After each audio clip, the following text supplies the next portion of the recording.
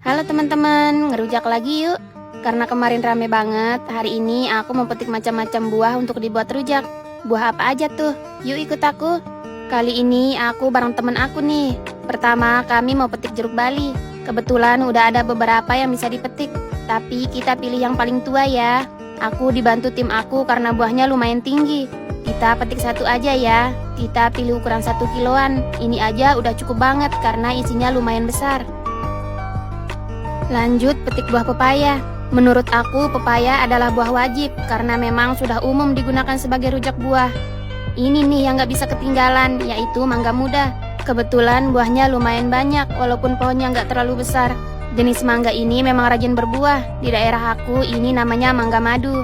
Kami petik yang di bagian bawah. Gak perlu banyak ya karena masih banyak buah lain yang akan kita petik. Lanjut ke buah jambu kristal. Ini bukan yang non biji ya. Ini udah lumayan lama ditanam. Kalau yang sekarang kebanyakan jambu kristal non biji. Buahnya juga kemarin habis dipanen. Jadi cuma beberapa aja yang tersisa. Tapi alhamdulillah udah bisa dipetik. Selanjutnya petik buah belimbing. Aku suka banget buah belimbing, apalagi yang matang sempurna. Rasanya manis dan aromanya wangi. Tapi buah belimbing rawan banget diserang lalat buah kalau tidak dibungkus. Yang di bagian atas belum sempat dibungkus, jadi hanya beberapa yang di bagian bawah aja. Tapi alhamdulillah buahnya masih bagus dan cukup banyak yang bisa aku petik. Wih, seger-seger banget kan? Selanjutnya petik jambu air. Kebetulan banget jambu air lagi berbuah. Walaupun belum terlalu matang, tapi ini udah manis loh dan udah pas banget dibuat rujak. Buahnya melimpah banget dan sudah mulai ada yang merah-merah. Sama halnya dengan buah belimbing. Buah jambu air juga rawan banget diserang lalat buah, apalagi kalau musim hujan. Tapi nggak mungkin aku bungkus satu persatu saking lebat buahnya. Jadi ya kita pilih-pilih beberapa yang masih mulus aja. Selanjutnya petik buah kedondong. Ternyata banyak banget teman-teman yang suka makan buah kedondong. Bahkan ada yang sulit nemu buah ini di beberapa daerah. Tapi jujur sih di sini memang sebanyak itu dan nggak ada yang beli. Kalau berbuah sampai berjatuhan gitu aja. Sekalipun ada yang beli itu pun jarang banget. Tapi emang iya sih kalau cuma dimakan biasa nggak dirujak atau dibuat asinan rasanya nggak worth it. Baru sebentar aja udah lumayan nih dan ada beberapa yang matang juga. Kalau yang matang rasanya lumayan segar. Lanjut petik bidara apel. Dulu pas pertama kali lihat buah ini aku kira buahnya kecut atau asem. Tapi setelah dicicip ternyata rasanya mirip banget dengan apel hijau. Bahkan rasanya juga manis. Cocok banget dibuat rujak sebagai pengganti apel. Kita pilih yang udah tua ya. Kalau udah siap petik buahnya cukup besar loh untuk ukuran buah bidara. Kalau bidara liar rasanya kecut dan kurang enak. Biasanya bidara tumbuh dengan baik di daerah panas. Wah, kita dapat lumayan nih. Lanjut ke buah belimbing wuluh. Berbeda dengan belimbing biasa, belimbing jenis ini asem banget. Sekarang udah mulai langka di daerah aku. Aku dibantu tim aku buat metik karena buahnya kebanyakan di atas. Setahu aku buah ini juga bisa difermentasi menjadi manisan. Tapi aku nggak tahu cara ngolahnya. Daun belimbing ini sekilas mirip daun cermai. Tetapi cermai lagi nggak berbuah sekarang. Bagi pecinta buah asam bisa nih nyobain rujak belimbing wuluh. Wah, wadah kami udah full nih. Yuk lanjut ke proses bikin rujaknya. Pertama kita kupas buahnya dulu. Baru nanti kita buat bumbu rujaknya. Karena buahnya banyak banget, jadi harus berdua nih ngupasnya. Enak banget siang-siang gini bikin rujak buah. Apalagi buahnya masih seger-seger banget. Di desa aku nggak ada loh yang jualan rujak keliling. Karena mungkin banyak buah dan memang lebih seru bikinnya bareng teman-teman. Buat teman-teman yang belum tahu, aku asli Lombok ya. Tepatnya di desa Sambelia, Kabupaten Lombok Timur, Nusa Tenggara Barat. Ada banyak banget jenis buah yang bisa tumbuh di sini. Tapi ada beberapa juga jenis buah yang tumbuh di daerah tertentu, semisal manggis dan durian. Hanya terdapat di wilayah sejuk seperti Lombok Utara dan Narmada. Bisa juga di daerah-daerah lain di Lombok, tapi nggak sebanyak di Lombok Utara. Setelah buahnya habis dikupas, lanjut kita iris-iris. Buahnya nggak aku kupas semua ya, karena mungkin nggak bakal habis. Daripada mubazir, bisa untuk stok besok juga. Hehe. Setelah itu lanjut kita buat bumbunya. Aku pakai gula aren, cabai, garam, dan kacang goreng. Entah kenapa kalau nggak pakai kacang goreng rasanya ada yang kurang. Tara, rujak buah segar udah jadi nih. Pasti pecinta rujak pada ngiler nih. Sayangnya masih kurang nanas dan salak. Tapi ini aja udah cukup banget varian buahnya.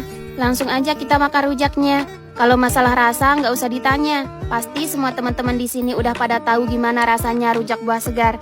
Tapi rasanya juga tergantung jenis gula yang dipakai ya. Kalau menggunakan gula aren asli rasanya sempurna banget. Beneran enak dan manisnya pas. Oh iya, kami kalau ngerujak cabenya cukup 2 atau 3 biji aja. Karena cabai kalau ketemu gula bisa berkali lipat pedasnya. Kalau terlalu pedas rasanya jadi kurang nikmat. Tapi itu menurut aku aja ya. Mungkin di sini banyak teman-teman yang hobi makan pedas. Yuk teman-teman gabung bantu ngabisin rujaknya. Tim aku yang lain udah pada nggak sabar nih pengen nyicip. Apalagi kameramen aku. Kayaknya udah ngiler banget tuh. Apalagi di bagian belimbing uluhnya. Seru banget ngerujak bareng teman-teman. Kalau lagi musim buah, hampir tiap hari kami ngumpul bareng untuk berbincang dan membahas proyek film lokal kami yang sedang dalam proses. Udah dulu ya teman-teman. Dadah! Halo teman-teman, hari ini kami mau panen madu trigona di peternakan lebah. Sekalian mau nunjukin ke teman-teman proses pemerasan dan pengemasannya. Yuk ikut aku. Ini adalah peternakan lebah jenis trigona atau kelanceng. Peternakan ini menggunakan sistem topping dan ada juga sebagian menggunakan stup.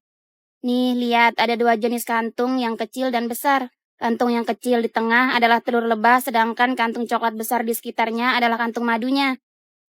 Lanjut, kita cek yang lain ya. Koloni lebah di sini ada sekitar 100 koloni, teman-teman. Dan rata-rata berjenis Trigona clepiaris. Kita bisa membedakan jenis lebah dari warna, bentuk, dan ukuran. Karena lebah Trigona memiliki banyak jenis. Teman-teman, ada yang budidaya lebah nggak di rumah? Yang penasaran di mana jalan keluar masuk lebahnya? Ada di sini nih, di bagian kayu penopangnya. Kemudian naik ke atas melalui rongga-rongga kayu ini. Sekarang kita mulai panen madunya. Sesuai saran dari teman-teman, aku menggunakan sistem sedot, tapi jujur ini melelahkan banget karena butuh berjam-jam untuk menghabiskan madu di satu topping aja. Bisa dibayangkan jika dipanen semua butuh berapa minggu ya? Sebenarnya sistem sedot hanya digunakan untuk koloni atau budidaya kecil-kecilan. Kalau sudah ratusan gini, pasti menggunakan sistem manual. Apalagi madunya kental gini, pasti susah nyedotnya. Karena udah capek, jadi aku menggunakan sistem manual, yaitu menggunakan sendok dan alat bantu lain. Lebih cepat dan tidak menghabiskan waktu. Tapi kekurangannya pasti ada beberapa induk lebah yang mati karena tercebur ke dalam madu. Tapi yang namanya panen madu kelanceng memang gini ya teman-teman. Untungnya ratu lebah kelanceng ini menghasilkan puluhan hingga ratusan telur per hari. Jadi sirkulasi lebah produktif dan yang sudah tidak produktif tetap seimbang. Perawatan lebah ini gampang-gampang susah teman-teman. Selain menyediakan tempat yang nyaman, vegetasi lebah juga harus seimbang. Agar lebah bisa bertahan dan menghasilkan madu tentunya. Vegetasi adalah pakan lebah berupa tanaman bunga yang menghasilkan nektar dan polen yang akan dihisap oleh lebah-lebah ini. Kalau di sini kami menanam bunga di antaranya ada air mata pengantin, Oranopolubis, Ora pronobis, Santos lemon, Zinnia, Dombea, dan masih ada beberapa jenis lainnya. Selain itu juga di area ini banyak pohon lain yang menghasilkan nektar. Kalau sistem stup seperti ini teman-teman, kotak buatan bukan sarang asli lebah seperti sistem topping. Kita coba buka ya. Oh iya, lebah jenis ini tidak memiliki sengat ya, jadi aman. Namun usahakan menggunakan topi karena lebah ini kalau terganggu bakalan nempel di rambut. Bagi yang belum tahu, kantung-kantung lebah ini terbuat dari getah pohon loh. Beda dengan jenis lebah Apis dorsata, Apis cerana, maupun mellifera. Sarang maupun kantung madunya diproduksi langsung oleh lebah itu sendiri. Ratu lebah trigona berbeda dengan lebah pekerja. Bagian perutnya lebih besar dan nggak bisa terbang kalau udah dewasa gini. Selain itu, teman-teman aku juga ikut bantu panen madunya dan tara! Ini dia hasil panen hari ini. Masa madu jauh lebih berat loh dari air, karena teksturnya yang kental dan mungkin ada faktor-faktor lain juga. Setelah itu lanjut ke proses penyaringan. Kami menggunakan alat seadanya karena belum mempunyai alat khusus untuk panen madu. Warna madu trigona cenderung merah kehitaman, tapi tergantung lokasinya ya. Madu trigona juga memiliki rasa khas yaitu asam manis. Setelah ditiriskan, lanjut ke proses pemerasan. Kami menggunakan sarung tangan plastik agar madunya lebih higienis. Bekas perasan madu trigona umumnya disebut propolis. Ini bisa diekstrak menjadi obat dan dijual dengan harga yang cukup mahal. Biasanya kami panen madu sekali dalam 2-3 bulan tergantung seberapa cepat lebahnya menghasilkan madu. Karena indukan lebahnya kecil banget, jadi maklum ya kalau madu yang dihasilkan juga tidak terlalu banyak. Yang merasa punya kebun bunga ataupun kebun buah seperti kelapa, mangga, ataupun kelengkeng, bisa nih budidaya lebah ini. Selain untuk menambah penghasilan, juga sebagai stamina dan kesehatan. Karena seperti yang kita tahu, jika madu kaya manfaat untuk kesehatan tubuh. Bahkan sudah ada di Al-Quran loh. Setelah itu lanjut pengemasan. Kami menggunakan botol plastik ukuran 250 mili, tapi sayang banget pasarannya hanya di sekitar sini aja. Belum bisa keluar daerah karena produksinya yang sangat minim. Yeay, hasil hari ini 32 botol atau 8 liter. Udah dulu ya teman-teman. Dadah!